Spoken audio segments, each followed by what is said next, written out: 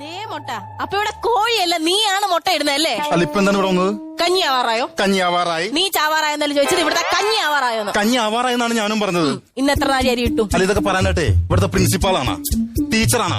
90 കാലഘട്ടത്തിൽ നീയും ഞാനും കൂടി ഒരുമിച്ച് പഠിച്ച സ്കൂളാണ് ഇത്. ആണെങ്കിൽ പക്ഷെ ഇപ്പോഴും നീ തോറ്റ് പഠിച്ചോണ്ടിരിക്കുകയാണല്ലോ. അതെ, നിങ്ങൾ ആണുങ്ങൾ മാത്രം ഇങ്ങനെ തോപ്പിട്ട് പഠിച്ചാ പോരാ. ഞങ്ങള് പെണ്ണുങ്ങളോട് തോറ്റ് മുന്നണിയിലേക്ക് വരട്ടെ. ഉളുപ്പുണ്ടോടി?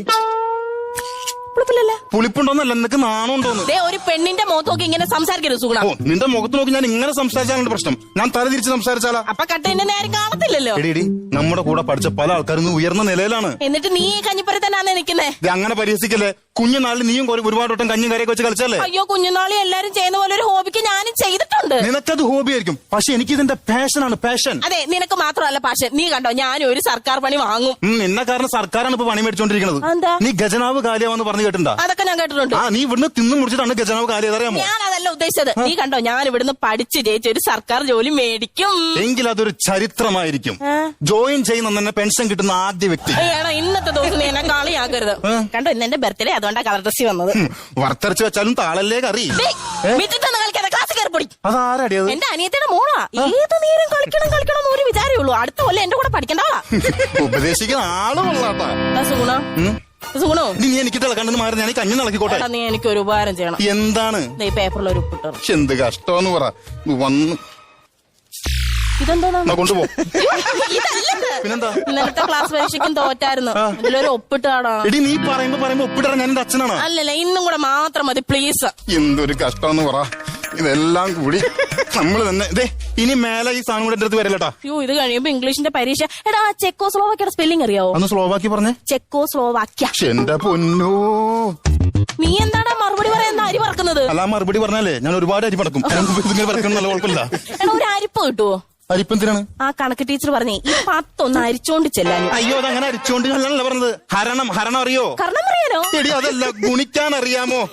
അയ്യോ, കിണിക്കാൻ അറിയാമോ? ഗുണിക്കാൻ അറിയാമോ? കൂട്ടാൻ അറിയോ? സാമ്പാർ കിടുക്കാനായിട്ട് വെക്കും ഞാൻ. അതെന്താണെന്നറിയാമോ? ഞാൻ എത്ര പഠിച്ചാലും അങ്ങോട്ട് തലേ കേറുന്നില്ല. അതെന്താ പ്രശ്നം അറിയാമോ? ഈ മാറി വരുന്ന സിലബസ് ആണ് പ്രശ്നം. ബസ്സുകളാകുമ്പോ മാറി വരും. എന്റെ അമ്മോ, അയ്യോ, നീ എന്തിനാണ് വെച്ച കഞ്ഞി കോരിക്കളയുന്നത്? ഇതേ നിനക്ക് ഇതള്ള കഞ്ഞായിരുന്നു. നിന്റെ ഡയലോഗ് കൊണ്ട് നിനക്ക് കഞ്ഞില്ല. എടി നിനക്ക് നാണമില്ലടി പഠിച്ച ക്ലാസ്സിൽ നിന്ന് പിന്നെ പഠിച്ചോണ്ടിരിക്കാനായിട്ട്. ഇവിടെ പഠിച്ചോരത്തോ ഡബിൾ എം എടുക്കുന്നതിന് കുഴപ്പമില്ല. പിന്നാണ് ഞാൻ പഠിച്ച ക്ലാസ്സിൽ പഠിക്കുന്നതിന് പുച്ഛ. എന്റെ തോൽവി. എന്റെ പേര് വിജയ എന്നാണേ. എടി പേരിൽ മാത്രം വിജയം കണ്ടിട്ട് കാര്യമില്ല, ജീവിതത്തിൽ വിജയിച്ച് കാണിക്ക്. നീ ഒറ്റൊരുത്തര കാരണമാണ് ഞാൻ ഇപ്പോഴും പഠിക്കുന്ന ക്ലാസ്സിൽ തോറ്റ് പഠിച്ചോണ്ടിരിക്കുന്നത്. ഞാൻ എന്ത് കാണിച്ചെന്നാ? എടാ, നീ എന്റെ ഓട്ടോഗ്രാഫിൽ എന്തോ എഴുതിയത്? ക്ലാസ് മനസ്സാകുന്ന ക്ലാസ് മുറിയിൽ നീ എന്നും കാണും കളിക്കൂട്ടുകാരി.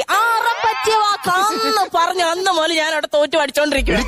അപ്പൊ നീ എന്റെ ഓട്ടോഗ്രാഫിൽ എഴുതിയതാണ്. ഞാനെന്തോ എഴുതി? നീ ഇല്ലാത്ത ക്ലാസ് റൂം എനിക്ക് ഉപ്പില്ലാത്ത കഞ്ഞി പോലെയാണ്. അതിന് നീ ഇപ്പൊ ക്ലാസ് റൂമിലല്ലോ. പക്ഷെ ഞാൻ കഞ്ഞിപ്പുരയിലാണല്ലോ. എടാ, നീ എന്നോട് ദേഷ്യപ്പെടരുത്. എടാ, നീ അറിഞ്ഞോ ഈ ക്ലാസ്സിൽ നിന്ന് ടൂറിന് പോയിട്ട് അവരെന്നെ കൊണ്ടുപോയില്ലടാ. അല്ല, അവരെങ്ങട്ടാ പോയത്? ഊട്ടിന്നാ കേട്ടത്. അല്ല, ഈ വാദത്തിന്റെ അസ്കൃതിയുള്ള ആളെ കൊണ്ടുപോയെങ്കിൽ അവർക്കൊരു പിന്നെ നാളെ ഞാൻ ക്ലാസ്സിൽ വരത്തില്ല. നാളെ നീ ഇവിടെ പോണു?